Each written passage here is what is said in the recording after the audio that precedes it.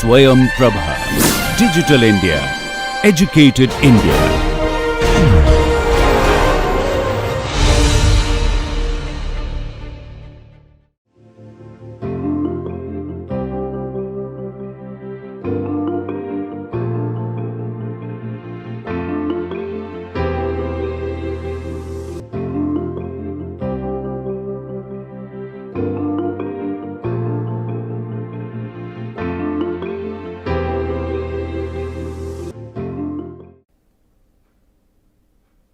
Okay, so let us continue our discussion on reactor stability analysis. We discussed the steady state solution for concentration profile, and then we got a complex expression for steady state profile for temperature. So, the equations were like this, and when we solved for steady state temperature, what we got was an expression of this form. Minus delta H upon rho C p K 0 e to the power minus E A upon R T steady state F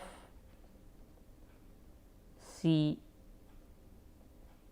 F upon V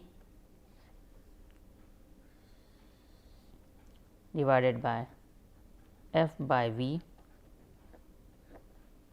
plus K 0 e to the power minus E by. So, we are using the notation E. So, let me get rid of this A here, E upon R T S, right, and this was equal to F upon V plus U A upon V rho C p times T steady state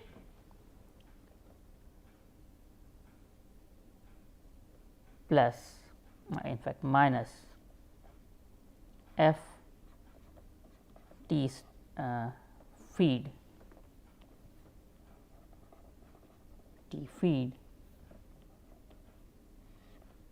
upon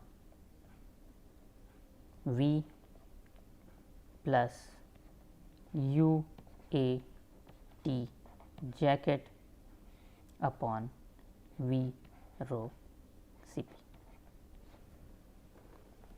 So, this was the expression that we had in front of us, and then we said that in order to determine the steady state temperature, we need to individually draw say the graphs of the left hand side and the right hand side, and the point of intersection would be the steady state temperature.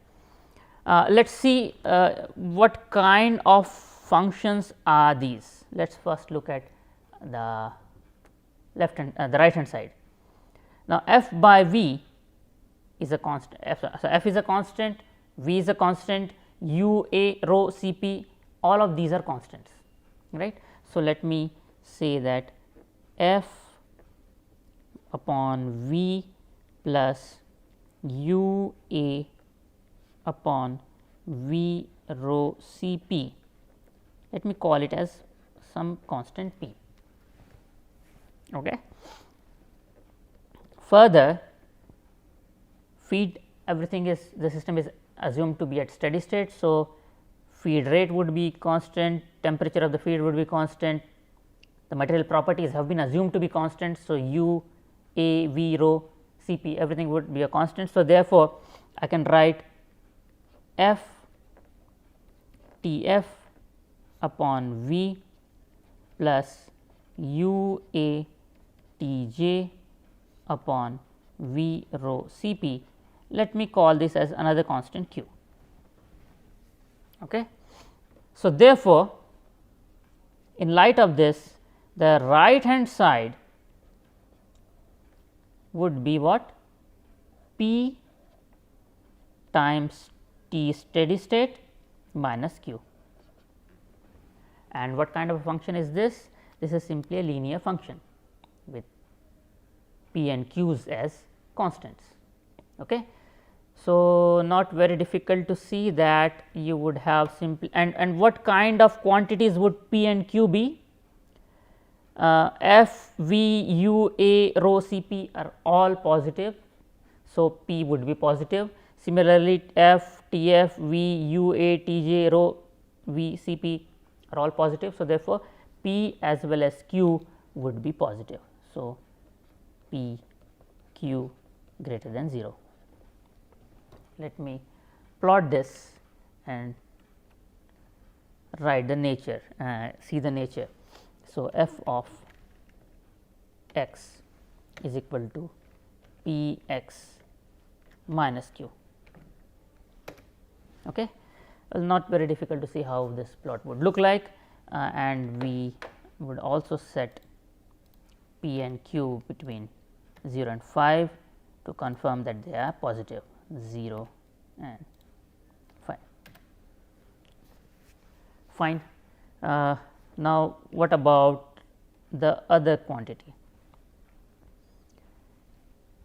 Delta H. So,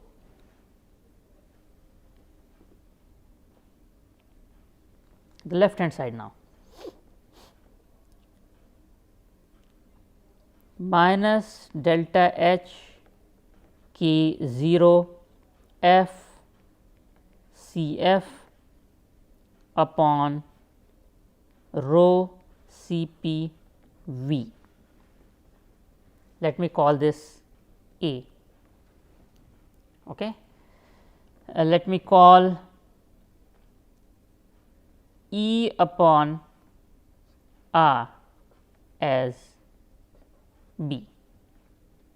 Let me call F by V as C, and let me call K 0 as D.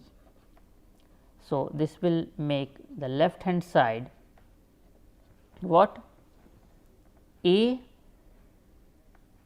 e to the power minus B upon T steady state divided by C plus D e to the power minus B upon T steady state.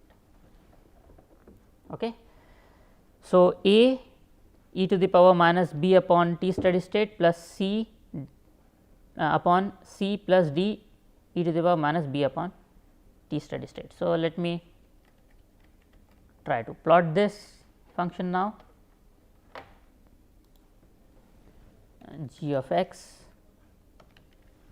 is equal to A e to the power minus B upon x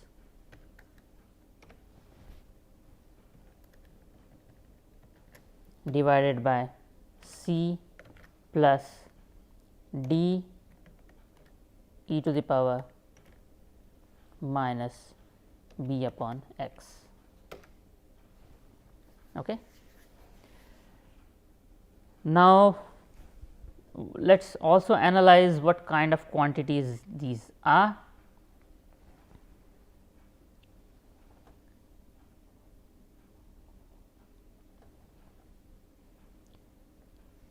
So, B is E upon R. So, B is certainly greater than 0. F by V is C. So, C is certainly greater than 0. Pre-exponential factor is certainly greater than 0. Now, rest all the quantities in A, so K 0, F, C F, rho, C P V are positives, but delta H depending upon exothermic or endothermic may be positive or negative. Okay. So, let us for sure set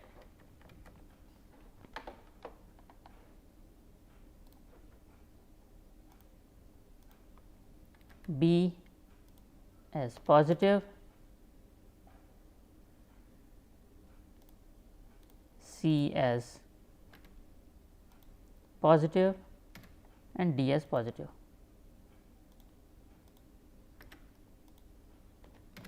Okay. Now, I see that the intersection of the two curves. So, the intersection of left hand side, which is given as a e to the power minus b upon T s upon c plus d e to the power minus b by T s, and a straight line given as right hand side is equal to p T s minus q should give me the steady state. Let us see if this is correct. So, let me do one thing.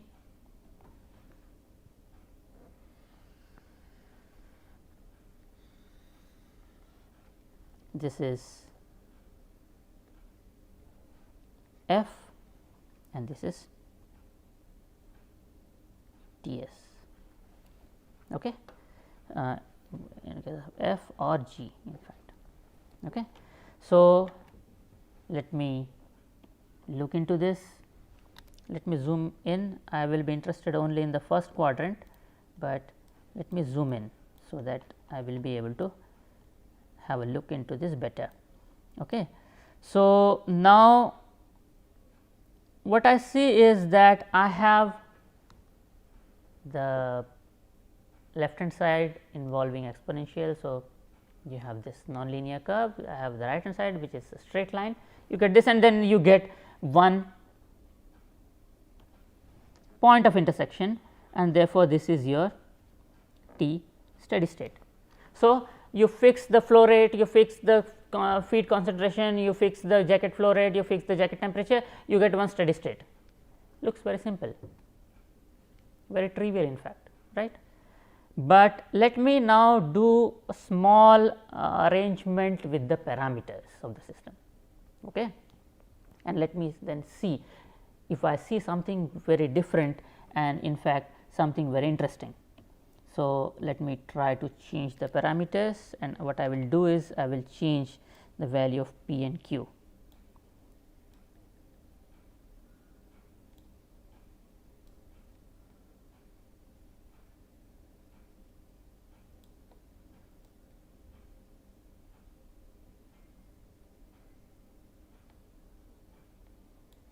Let us see what I have done. So, I will zoom in further. And now, what I see is that instead of one intersection which you would expect to be a unique solution for your system as the steady state temperature, now you have 3 points of intersection. Okay. So, what are the 3 points of intersection? Point 1, point 2, point 3. The absolute values do not have any significance here, because you will punch in various values of heat transfer coefficient, flow rates, etc. What I want to show you here is that you in fact have 3 steady state temperatures. Now, the question is, how can you have 3 steady state temperatures for the same state of your system, same flow rate, same temperature, feed temperature, same jacket temperature and so on? Well, because the system is non-linear. Okay. So, since the system is non-linear, now you have the intersection of your heat generation curve, which is a non-linear curve, with your heat removal curve, which is a straight line, right. So, we would be interested in knowing the natures of these solutions. So, let us clearly point out that you have 1, 2 and 3. So, there in fact can be 3, in fact there can be 3 intersection points corresponding to 3 solutions, there can be 2, there can be 1. Okay. So, now if I draw the general trend of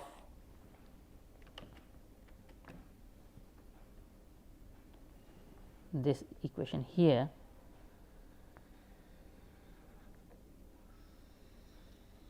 what I see is this. So, this is steady state temperature, this is function f of steady state, g of steady state. One of them is a straight line, I know, but the other one look like this. In one case you had one intersection point which is like this, and therefore, you have a unique steady state. And what is the importance of this unique steady state? T steady state 1. The importance of this unique steady state is that, well, it makes your life easy, because you know that I have set my feed temperature, I have set my feed concentration, I have set my temperature of the jacket. So, I will calculate and I can know what would be my reaction mixture temperature, steady state reaction mixture temperature, very simple. Now, I have a case where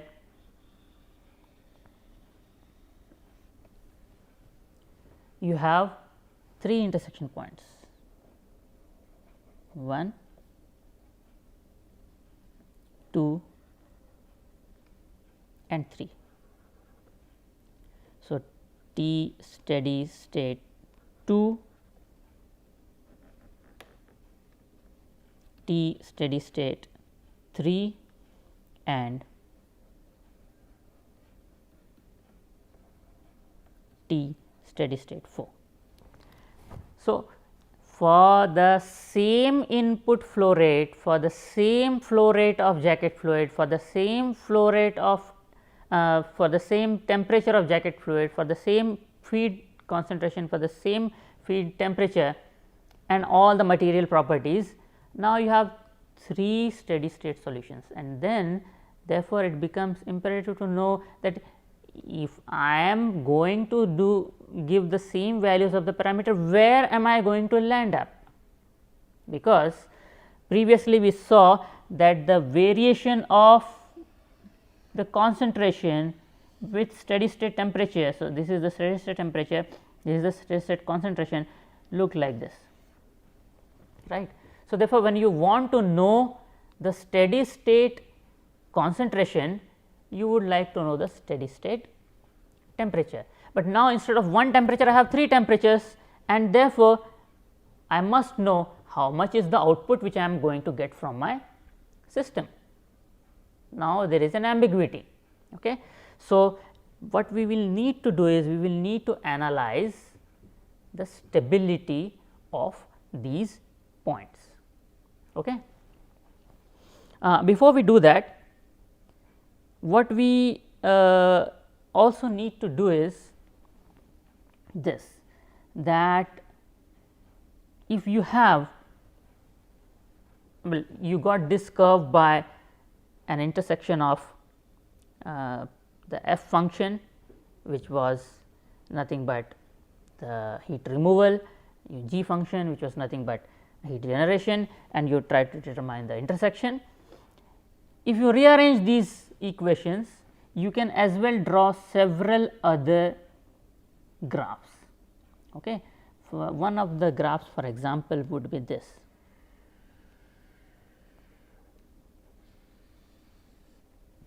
T jacket, so T jacket here versus T steady state here.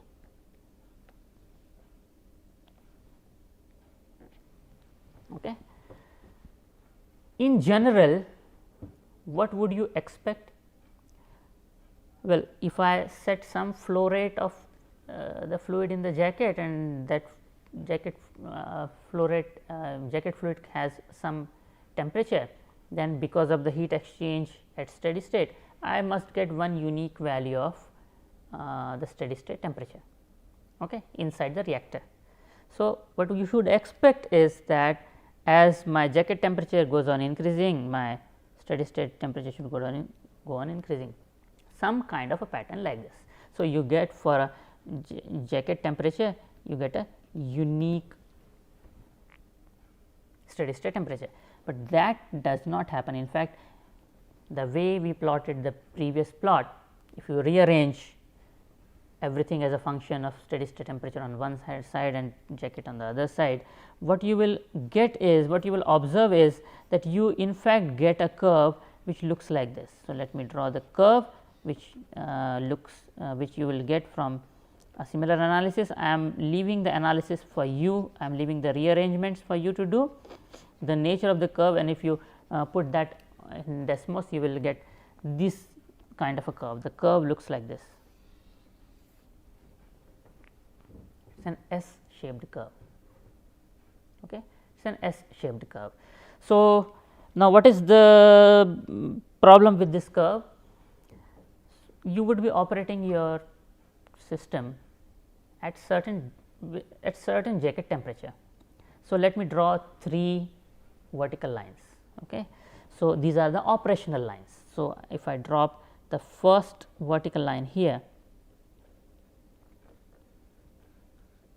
I get this intersection, which means that for this jacket temperature T jacket 1, I will get this steady state temperature T steady state 1.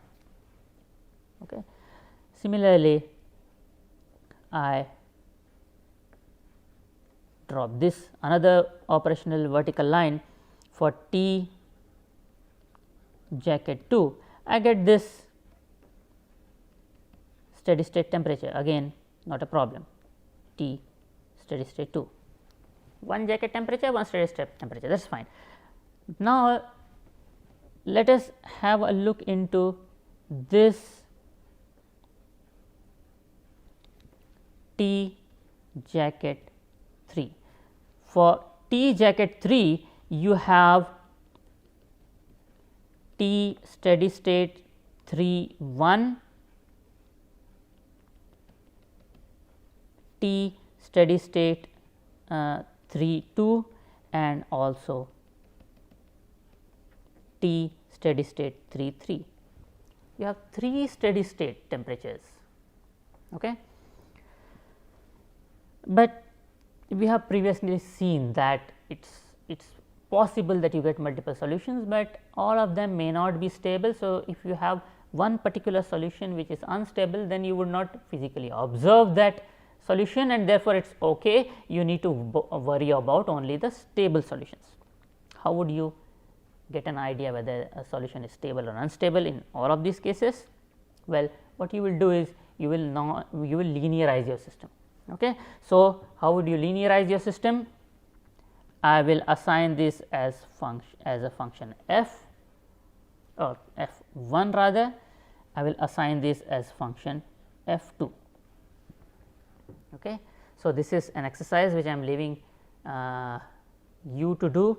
What you will do is you will do del f1 by del c, you will determine del f1 by del t. Similarly, you will determine del f2 by del c, and you will determine del f2 by del t. All you need to do is you need to write equations corresponding to function 1 and the functions corresponding to function f1 and f2 as functions of c and t. So, r would be converted to k0 e to the power minus e upon r t, c already is there, and then you differentiate, you do partial differentiation with respect to c and t. When you do this, you can write a Jacobian matrix. The Jacobian would be del f1 by del c, del f2 by del c, by del f1 by del t, del f2 by del c, del f2 by del t. Okay. And then you will determine these, if you remember the procedure, you will determine these Jacobian matrices at steady states. So, steady state, let me write it explicitly, at, you will determine this at t steady state t is with 3 1, this is the notation we used, right, T s 3 1. You will determine this as at J T 3 2 and J T 3 3, right. This will be the first step. Then you will determine the eigenvalues.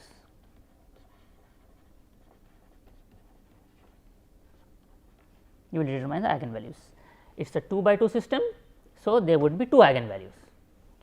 When you plug in all the values of, say, the heat transfer coefficient and density, flow rates and so on, when you do this, then you will realize that these 3 points which you obtain, this point 1, point 2 and point 3, have different stabilities. Okay. So, you will find after doing this analysis that point, the middle point T steady state 3 2 is unstable. This point is stable and this point is also stable. You will get this. Let me repeat what you are going to do. You will take functions f 1 and function f 2. You will do the partial derivative. You will determine del f 1 by del c, del f 1 by del t, del f 2 by del c, del f 2 by del t, from where you will get the Jacobian. The Jacobian will be determined at these 3 steady state temperatures. When you determine the Jacobians, expression for Jacobians, in fact, the components for the Jacobian at these 3 points, you will be in a position to determine the corresponding eigenvalues. These eigenvalues will always be such that the middle point is unstable, which means that both the eigenvalues would be positive. That is the nature we saw previously, and the first and the last points would be stable, which means that the eigenvalues would either both be negative, or if they are complex numbers, then the real part would be less than 0, the real part would be negative. Okay. We saw that in both the cases the system is stable. One case would be sink solution, the other case would be a spiral sink solution, right. So, therefore, when I have this in this particular diagram in front of me, let me draw this diagram again and do a further analysis.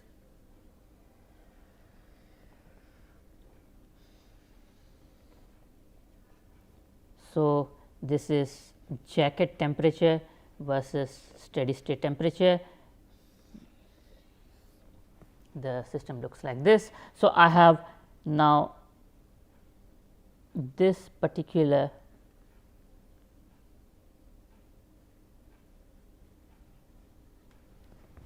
bound to my system, okay, and this